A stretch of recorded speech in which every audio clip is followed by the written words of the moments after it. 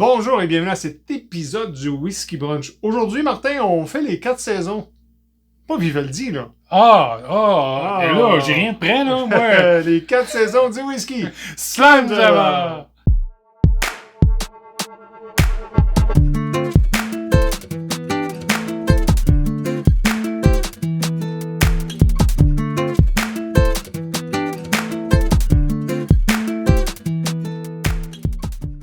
Salut Martin. Bonjour, Robert. Allô à la maison, on espère que vous allez bien. En effet, on va faire 4 saisons. On les fera pas les 4 tout de suite, par exemple. Ça pourrait être off, là, les 4. Une par saison. Cet épisode-là sort à l'arrivée du printemps. Donc, on fait le printemps. On va vous suggérer, puis c'est des suggestions, évidemment, 5 chacun. Des whiskies qu'on dit, le printemps, c'est peut-être le temps de goûter à ça si vous les connaissez pas. C'est peut-être quelque chose de nouveau. On va aller chercher quoi comme note, Martin? Général. Mais généralement, puis je pense, je fais un pas en arrière, je veux dire ça comme ça. Souvent, on fait nos reviews, puis on dit, c'est un bon whisky d'automne, ou c'est un bon whisky avec les épices d'hiver. Ouais, donc un feu, ou des choses comme ça. Qu'est-ce qu'on va chercher au printemps? Ouais. Mais là, c'est-tu le renouveau? Moi, j'ai tendance à dire qu'au printemps, on veut des fleurs. C'est ça. On veut quelque chose de floral. Du miel, du miel, on veut sucré. On veut se souvenir là de tu sais, ça revient. Spring is back! Spring is back! Fait qu'on va aller chercher des whiskies un peu dans ce profil-là aujourd'hui. Tout à fait d'accord. Alors, on en a 5 chacun. Il n'y a pas d'ordre nécessairement, Martin. Non, pas du tout. Je commence où j'y vais, tu y vas, on y va à deux. Vas-y, je te laisse. Je vais vous sortir un classique. Le classique Lady. Bien sûr. Non, mais c'est quelque chose de frais. Moi, je vais ajouter à ce que tu as dit des notes d'agrumes et de fraîcheur. Effectivement. Mentholé un petit peu. Mentholé, oui. Donc, classique Laddie de Brook Laddie. Évidemment, on parle de 50% d'ABV quand même, mais 89$. Très, très beau produit. Là, que c'est du miel, des pétales d'orange. C'est marin aussi un peu. J'en ai beaucoup du marin. Il y a beaucoup de marin, moi. Côtier, je vais dire ça Exactement. comme ça. Tu vois, j'en ai d'autres dans ma liste. Parce que c'est comme, tu sais, la neige fond, le fleuve est sale. Ça fait du sel. Ça a l'air... Non, mais ça a l'air d'une chanson de Beau Dommage, tu sais. Et puis, fait que je suis allé un peu plus là, mais avec beaucoup de fraîcheur. Fait que c'est un produit qui est très accessible. Évidemment, c'est un Brook Laddie d'Isla, mais qui n'est pas peated. Donc, c'est hyper intéressant. J'en ai juste un qui est un petit peu peated dans ma liste, mais Classic Laddie, pour moi, je bois ça au printemps, vraiment. C'est là que je le ressors. Puis, je vais être honnête avec toi, oui. Je veux pas dire que je te le donne. Effectivement, il a mijoté dans ma liste. Aussi. On a quand même des beaux profils. Mais écoute, j'y vais de ce pas en disant, je pense pas qu'on se trompe en disant que le Compact Box Orchard House fait partie d'un whisky de printemps. Absolument. On parle d'un ABV de 46, 77,25 dans notre marché. Très abordable. Go. Ouais. C'est un beau blend fait à partir des whiskies de Linkwood, il y a du Ben Rennes, de ci, de là. C'est très bien. On parle de la pomme verte, même rouge quasiment. C'est frais, c'est très frais. Je reviens avec ton idée de la fraîcheur. Un peu de la poire. Moi, ce que j'aime, là, le litchi, un petit fond au nez, là. Un petit, je vais appeler ça un petit exotique. Puis quand on tombe en bouche, il tourne plus vers l'ananas. Je vais dire ça comme ça, mais c'est ce que j'aime. Même il y a un petit côté, là, tu parlais un petit peu de tourbé. Il est très, très subtil. Vraiment en bouche, là. En fin, mais vraiment subtil. Mais ce que j'aime, c'est le fini crémeux. On dirait, l'expérience, c'est beurreux. Excusez de dire ça, là. C'est très, très gras en bouche. C'est intéressant. Ça revient avec des fruits. C'est quand même moyen comme fini. C'est pas un long fini. Mais pour moi, c'est un beau whisky de printemps. Puis je vais faire comme tu m'as dit, je te le donne. Puis je l'ai pas mis dans ma liste parce que je savais que tu l'aurais.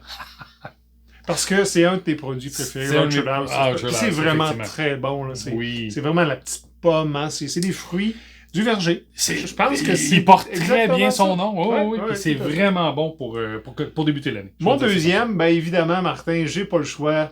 Je m'en vais en Irlande. Le Green Spot.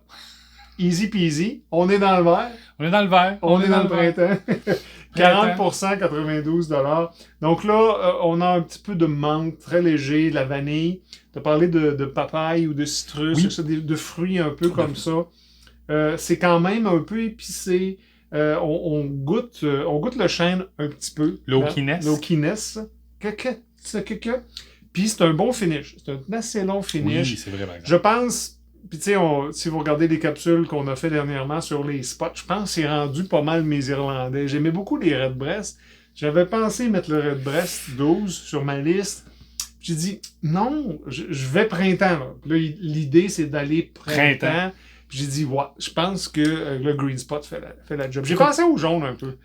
C'est ce que j'allais dire. Ouais. Moi, je pense que le jaune peut être une belle balance. Puis en même temps, là, on prend un soupçon de temps pour les Irlandais. Mais les Ryder Steers, là... Ben oui.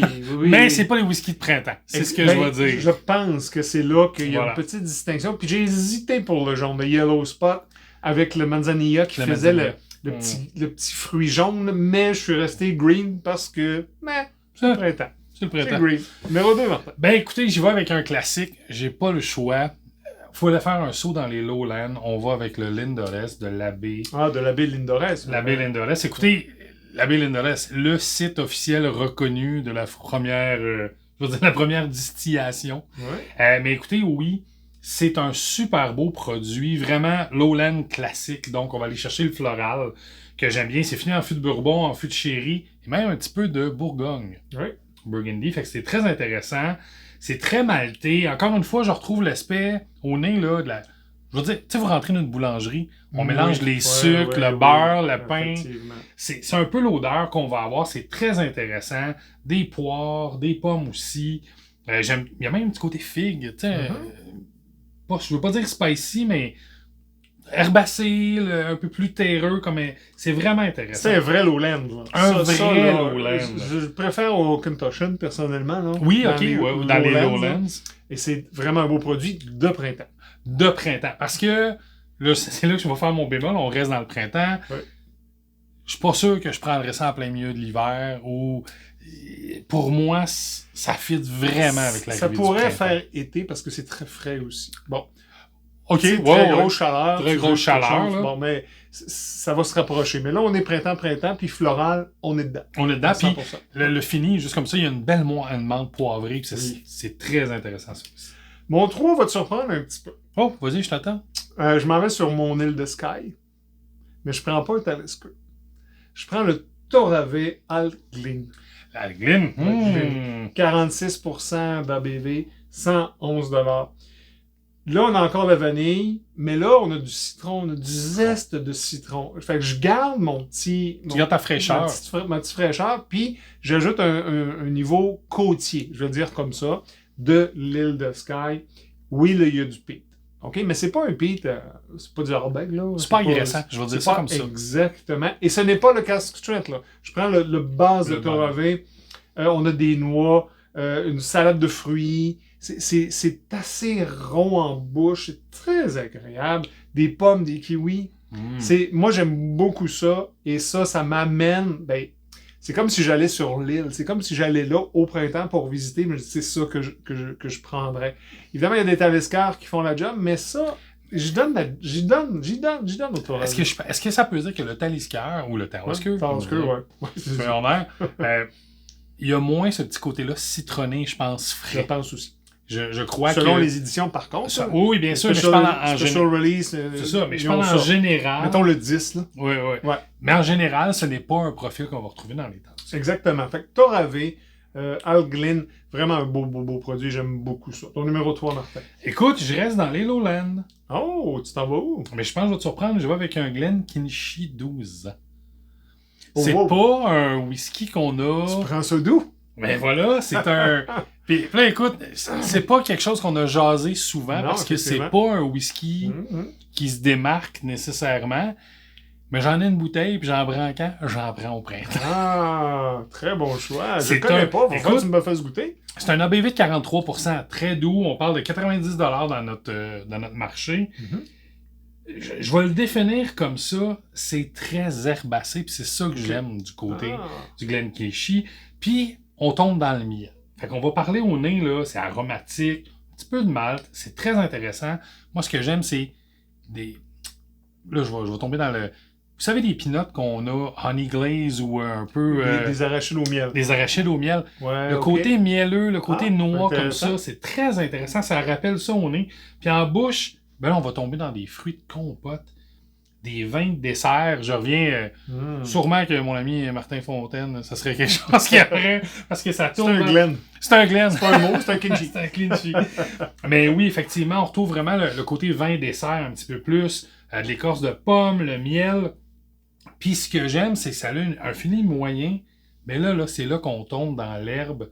Puis je veux dire, tu sais, fraîchement fauché, là, très frais. Là.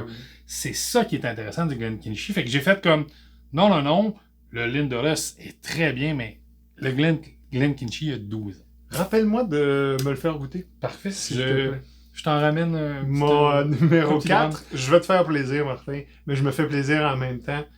Rock Island, Tequila Finish. T'avais pas vu ma liste, hein? Non, j'ai pas vu ta liste. Parce que on reste dans le côtier. Je pense que c'est le profil qui m'a goûté, qui m'a donné le goût de ce printemps de dire je veux être côtier.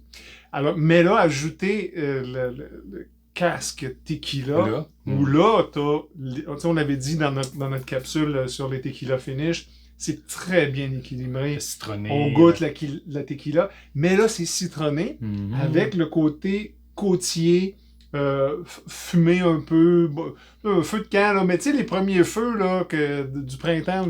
Le bois est vert. Le bois est vert.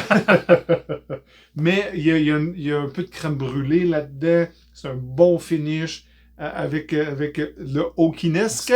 On est encore là.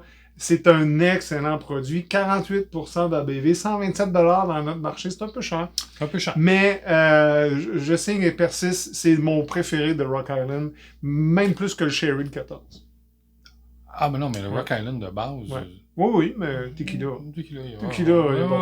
Écoute, agree to disagree, comme on dit. Écoute, numéro 4. Pour mon numéro 4, je nous ramène des vieux souvenirs. Okay. C'est une capsule qu'on avait fait avec notre ami Jonathan. Oui. Je t'amène vers le Lockley, le Sowing Edition. Ben, ça tombe à pic en plus. Ça tombe à pic, mais c'est pas tant pour le nom que vraiment le produit. Il est vraiment printemps ou printemps-esque, comment on voudrait dire. On parle d'un ABV, je vais dire entre 48 et 46, dépendamment de la batch que vous avez. On parle à peu près 81$ ROC, parce que dans notre marché, malheureusement, on l'a pas eu. Mais, écoutez, il y a beaucoup de vanille au nez. Puis je parle pas d'une vanille, là, c'est la gousse. Tu sais, quand on l'ouvre, fait qu'il y a encore un aspect un peu plus herbacé ou floral. Les raisins blancs, la note de pêche. Fait qu'encore une fois, très fruité, très frais. C'est ce qu'on aime au printemps. Puis en bouche, ben là, c'est légèrement piquant. Je vais dire ça comme ça. Okay. Parce qu'avec la pomme, les agrumes, puis l'agrume, il vient... Tu sais, vous picotez le palais ou la langue, c'est très équilibré. Moi, j'aime vraiment ça. Puis à la fin, on a une touche de noix. Mais ce que j'aime, c'est le fini. Puis le fini, c'est là je veux dire, il est printemps. On retrouve un petit côté de la sève, des épines, tu sais, très floral, épineux. Je sais pas comment le décrire. J'adore ça. Sapineux, on va dire ça comme ça. Okay. C'est très intéressant. Puis le fini est quand même long. Je suis surpris. C'est pas... mais c'est très bien. Fait que pour moi, ça représentait un peu... C'était un vraiment bon produit. On avait aimé beaucoup les produits de Lockley que Jonathan nous avait présentés. Encore là, une capsule. Je vais en pointer souvent aujourd'hui. Mon 5e et dernier, puis je vais te faire plaisir là aussi, parce que tu avais beaucoup aimé ce produit-là. On n'a pas fait de review encore. Le Glenglassaugh Sandan. Ah, le Sandan. Le Sandan. Le Sandan, c'est une beach. C'est vraiment là. C'est côtier. Mais avec des fruits, de la crème glacée à vanille. À vanille, C'est des fois, tu dis beurreux, là, mais c'est rond. Là c'est vraiment riche en bouche. De la mangue, de la papaye. C'est encore là au palais. C'est vraiment intéressant. Avec un petit peu de... T'aimes beaucoup l'ananas, toi? Oui, un petit peu l'ananas. Fait que c'est vraiment tropical, mais avec un petit pit très léger. Oh mon Dieu, très léger. Oui. Mais c'est long en bouche. Et là, t'as du pamplemousse en bouche. Avec un petit côté côtier, salin, puis c'est un beau produit. Moi, c'est oui, le côté, justement, la balance, comme on reprenait souvent qu'on aimait dans notre finish de tequila, qui était l'espèce de balance de sucre ou de sel avec l'agrume. Exact. Ils l'ont très bien balancé. C'est un excellent. Glenglassaugh, vraiment. Puis il y a des reviews partout sur Internet. Regardez ça, le Sandan.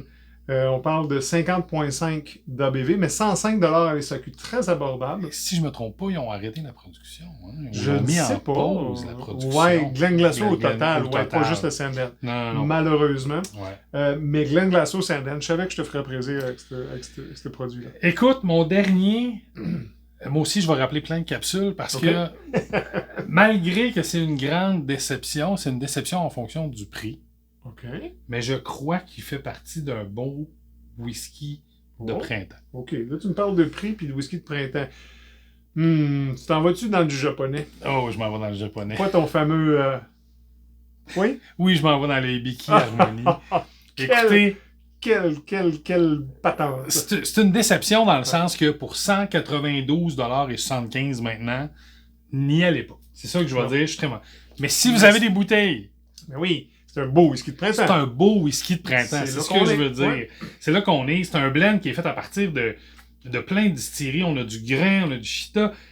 Écoutez, Yamazaki, Ouais. fini dans des fûts de but de chêne blanc, du sherry, du Mizunara, que j'aime bien. Oui. C'est très... On a les baies rouges, le miel riche.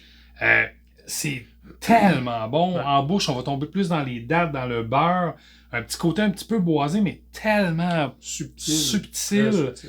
C'est vraiment bon. Puis je pense qu'enfin, c'est ça pour ça que je l'amène vers le printemps. On va tomber vers un sucre, mais tu sais, un sucre, pas de cabane, mais très fin, oui, très raffiné. On écourse des écorces d'agrumes en même temps. Le petit poivre noir, c'est parfait pour le printemps, ça éveille. Mais, je reviens.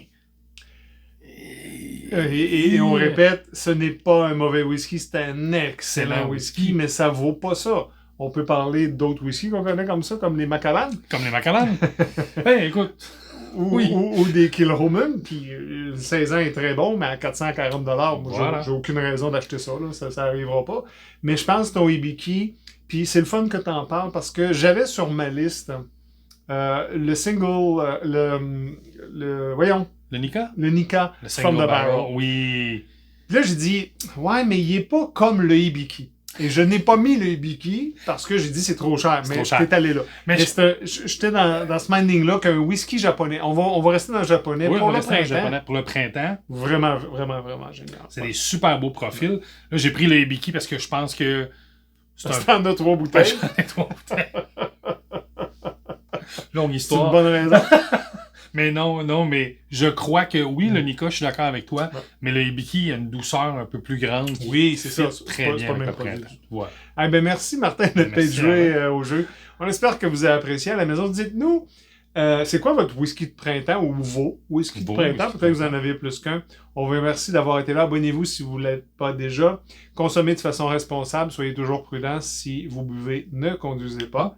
Et on vous dit... Drum on!